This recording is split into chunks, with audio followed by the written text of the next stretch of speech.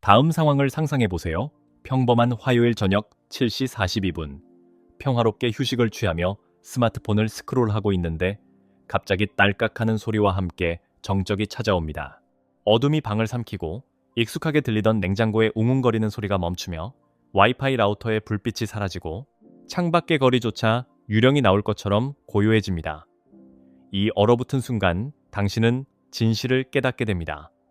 앞으로 무엇을 해야 할지 전혀 모른다는 사실을 말이죠.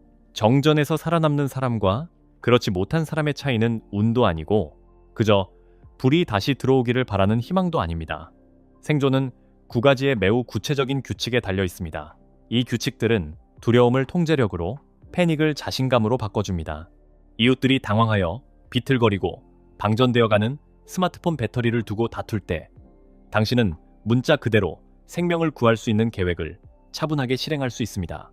대부분의 사람들은 정전을 망쳐버린 넷플릭스 시청의 밤처럼 단순한 불편함 정도로 생각합니다.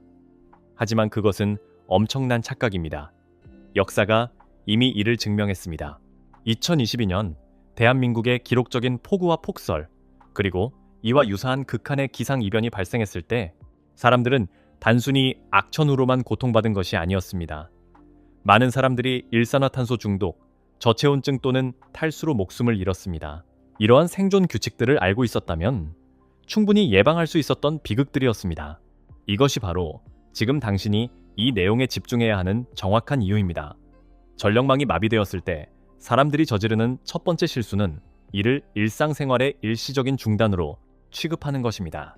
그들은 누군가가 고쳐주기를 기다리고 이미 구조대가 오고 있다고 가정하며 1분 1초가 지날수록 재앙에 가까워지고 있음에도 불구하고 이 상황이 얼마나 미친 일인지 소셜미디어에 게시하느라 소중한 스마트폰 배터리를 낭비합니다.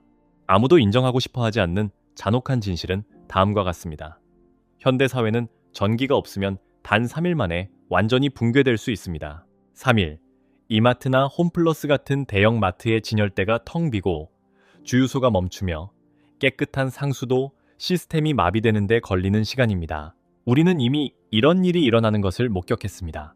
대한민국의 기록적인 겨울 한파 당시 어떤 가족들은 눈을 녹여 식수로 사용하고 몸을 녹이기 위해 가구를 불태웠으며 심지어 자신의 집안에서 얼어 죽은 사람들도 있었습니다. 먼 과거의 이야기가 아닙니다. 바로 여기, 대한민국에서 21세기에 일어난 일입니다. 과연 어떤 사람들은 살아남고 어떤 사람들은 그러지 못한 이유가 무엇일까요? 대답은 간단합니다. 그들에게는 시스템이 있었고 미리 대비를 했기 때문입니다. 그들은 제가 곧 밝힐 이 규칙들을 연습했기에 단계별로 정확히 무엇을 해야 할지 알고 있었습니다. 다른 사람들이 구조를 희망하며 119나 112에 전화할 때 이 사람들은 이미 3걸음 앞서 있었습니다. 그리고 당신이 반드시 이해해야 할 것이 있습니다. 도시 전체에 영향을 미치는 대규모 정전 사태가 발생하면 당신은 오롯이 혼자 남겨집니다. 구조대는 과부하에 걸릴 것이고 경찰은 모든 신고에 대응할 수 없으며 심지어 병원의 비상 전력망도 제한된 시간 동안만 가동됩니다. 아무도 당신을 구하러 오지 않을 것입니다. 당신 스스로 자신을 구해야 합니다. 그렇기 때문에 불이 꺼진 직후의 처음 30분이 매우 중요합니다. 그 30분 동안 당신이 하는 행동이 당신이 상황을 통제할지 아니면 사망자 명단에 오를 또 다른 이름이 될지를 결정합니다. 자, 3분 조명 프로토콜 제일 규칙부터 시작하겠습니다. 이 첫 단추를 잘못 끼우면 게임은 시작도 하기 전에 끝나버리기 때문입니다. 제일 규칙 3분 조명 프로토콜. 3분 조명 프로토콜을 즉시 실행하십시오. 나중도 아니고 여유가 생겼을 때도 아닌 지금 당장 말입니다. 사방이 캄캄해지는 그 순간 3가지 위험한 일이 동시에 발생합니다.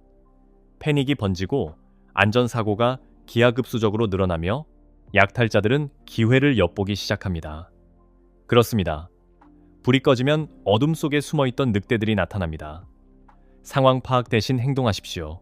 대부분의 사람들은 스마트폰을 찾느라 더듬거리고 가구에 걸려 넘어지며 이 정전이 우리 아파트 단지에만 국한된 것인지 아니면 더 큰 문제인지 알아내려 애쓰는데 이 중요한 초기 시간을 낭비합니다. 그들이 상황 파악을 마칠 때쯤이면 이미 가장 중요한 이점인 심리적 통제력을 잃어버린 후입니다. 조명 스테이션 활성화, 프로토콜은 간단합니다. 당신의 생활 공간 전체에 조명을 확보하는데 정확히 3분의 시간이 주어집니다. 주요 광원인 신뢰할 수 있는 손전등은 항상 당신이 가장 많은 시간을 보내는 곳에서 손 닿는 거리에 있어야 합니다. 이 손전등을 사용하여 미리 설정해둔 조명 스테이션들을 가동하십시오. 주방, 거실, 침실에는 건전지용 캠핑 랜턴을 떱니다. 욕실에는 방수가 되고 몇 시간 동안 지속되는 야광봉을 배치하세요. 심화 단계. 집 내부에 조명이 확보되었다면 외부에서 집이 어떻게 보이는지 통제해야 합니다. 커튼을 치고 블라인드를 내리며 모든 창문을 가리십시오. 도시 전체가 정전된 상황에서 환하게 빛나는 집은 절박한 낯선 사람들에게 우리에게는 물자가 있으니 와서 가져가라는 신호가 됩니다. 당신은 이런 종류의 관심을 원치 않을 것입니다. 빛의 심리적 힘은 엄청납니다. 시야가 명확해지면 뇌는 평온을 유지하고 가족들은 당신의 지시를 기다리게 되며 당신은 즉시 리더의 역할을 맡게 됩니다. 이 과정을 마쳤다면 지난 3분 동안 당신은 더 이상 패닉 상태가 아니며 상황을 완벽히 통제하고 있는 것입니다. 다음 단계는 정전 발생 후 10분 이내에 이루어져야 합니다. 빛 다음으로 가장 시급한 자원은 바로 물이기 때문입니다. 제2규칙, 숨겨진 위험, 물.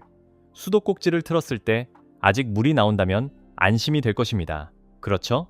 하지만 지금 당장 물이 나온다고 해서 그것이 안전하다거나 앞으로도 계속 나올 것이라는 의미는 아닙니다.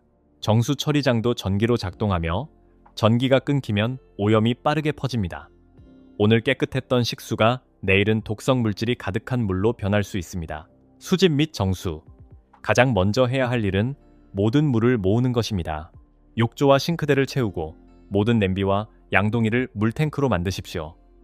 욕조 하나만으로도 즉시 약 110-190리터의 물을 확보할 수 있지만 물을 모으는 동시에 살균 처리도 해야 합니다.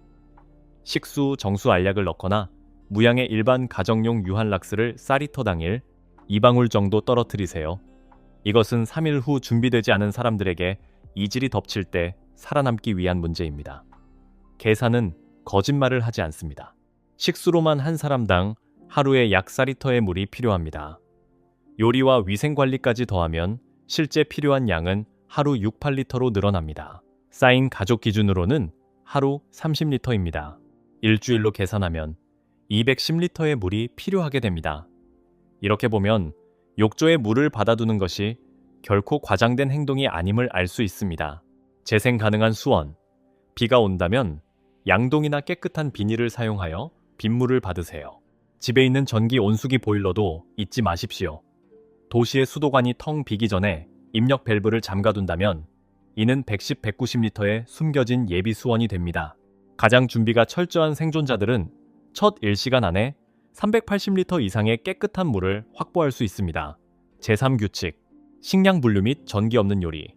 이 규칙은 당신의 가족이 배를 든든하게 채울지 아니면 상한 음식 때문에 병원에 실려갈지를 결정합니다. 전기가 끊기면 냉장고는 최고의 친구에서 최악의 적으로 변합니다. 문을 닫아두면 냉장실은 약 4시간 동안 차갑게 유지되고 가득 찬 냉동실은 48시간 정도 유지될 수 있습니다. 그 이후에는 세균 배양실이 되어버립니다. 식량 트리아지. 가장 먼저 상하는 음식부터 드십시오. 조리하고 남은 음식, 유제품, 마요네즈가 들어간 음식들입니다. 신선한 고기류는 즉시 요리하거나 소금에 절이거나 건조해 보존하십시오. 버려야 할 것을 아는 것도 중요합니다. 때로는 안전하지 않은 것을 포기하는 것이 생존을 의미하기도 합니다. 전기 없는 요리.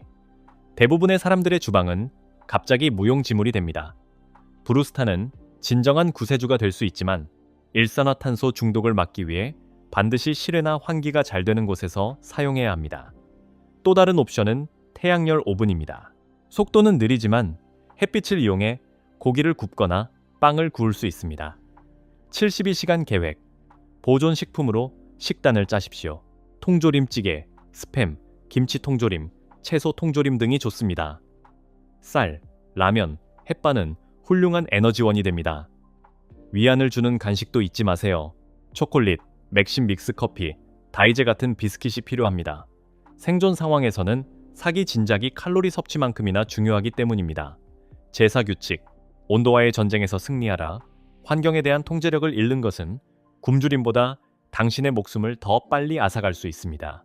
뼈를 깎는 혹한이든 숨막히는 폭염이든 잘못된 전략은 당신의 집을 죽음의 덫으로 만들 수 있습니다. 겨울철 한파의 경우 저체온증은 침묵의 살인자입니다. 집 전체를 난방하려 하지 마십시오. 가장 작은 방 하나를 선택하여 생존의 피난처로 개조하십시오. 문과 창문을 틈새마기로 밀봉하고 벽과 창문에 비상용 은박보온 담요나 단열 뽁뽁이를 붙여 열을 반사시키세요. 사람의 몸은 각각 약 100와트의 열을 발산하므로 서로 껴안고 체온을 나누는 것이 생명을 구할 수 있습니다. 심화 팁: 가스버너로 벽돌이나 물병을 데운 후 수건으로 감싸 방 안에 두어 라디에이터처럼 활용하세요. 여름철 폭염의 경우 낮에는 집을 밀폐하고 블라인드를 내린 뒤 알루미늄 호일이나 단열 필름으로 창문을 가리십시오. 해가 지면 맞은편 창문들을 열어 맞바람이 치게 하세요. 열린 창문 앞에 젖은 수건을 걸어두어 기화 냉각을 활용하십시오. 지하실이나 반지하 공간은 보통 다른 곳보다 10-15도 정도 더 시원하므로 훌륭한 생존 벙커가 될 수 있습니다. 경고: 실내 난방을 위해 숯불 그릴이나 가스레인지를 절대 사용하지 마십시오. 일산화탄소는 무색무취이며 치명적입니다. 제오 규칙: 정보의 암흑 이겨내기 통신은 그저 유용한 것이 아니라 생존 그 자체입니다. 이동통신기지국은 비상전력으로 단팔 24시간만 가동되며 네트워크는 순식간에 과부하가 걸립니다. 비상라디오: 첫 번째 구명조끼는 건전지나 자가발전기로 작동하는 라디오입니다. 이는 오락을 위한 것이 아니라 생명을 구하는 정보를 얻기 위한 것입니다. KBS 제일라디오 재난방송, 국가재난경보, AM, FM 방송에 귀를 기울이세요. 전파는 다른 모든 기능이 마비되었을 때도 작동합니다. 양방향 통신: 적절한 수신 범위를 가진 무전기를 사용하면 이웃 주민들과 연락을 취할 수 있습니다. 전력 공급: 집에 태양광 충전기와 자가발전 보조 배터리를 구비해 두십시오. 15분 동안 크랭크를 돌리는 것만으로도 중요한 전화를 걸 수 있는 충분한 전력을 얻을 수 있습니다. 통신 일정: 가족들과 미리 연락 시간과 실제 만날 장소를 정해 두십시오. 명확한 계획은 패닉을 예방합니다. 그리고 당신의 자동차를 잊지 마세요. 자동차는 단순한 이동수단 그 이상의 가치를 지니고 있습니다.